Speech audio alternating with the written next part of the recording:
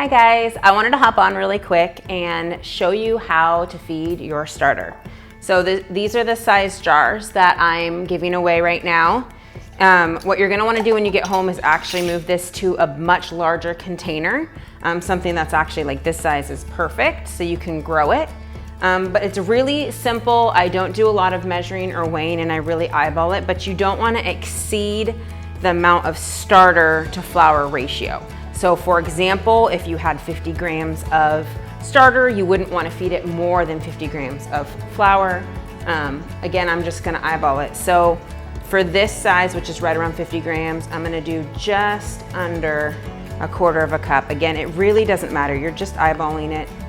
And then I like to just kind of put a little water in there. Everybody likes their starter a different consistency, and there's a lot of theories about starter consistency and flavor.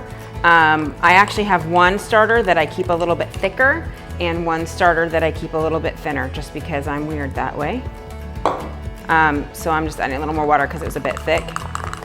This, for the most part, is where I like to keep my starter consistency. So one thing is, if it's a little thick, as the yeast consumes the gluten in the flour, it'll actually thin out a little bit. You'll see this is going to end up bubbling up, which is why you need a larger container. And then as it kind of calms down a little bit, it'll be a little thinner. So this is like a very thick, kind of a pancake batter texture. Again, you can make it thicker than that. I don't recommend making it much thinner than that, but this is all you do to keep your starter alive. If you're gonna keep your starter on the counter, then you're gonna wanna feed it once a day. If you're gonna keep your starter in the fridge, then you can feed it once a week and it should be just fine.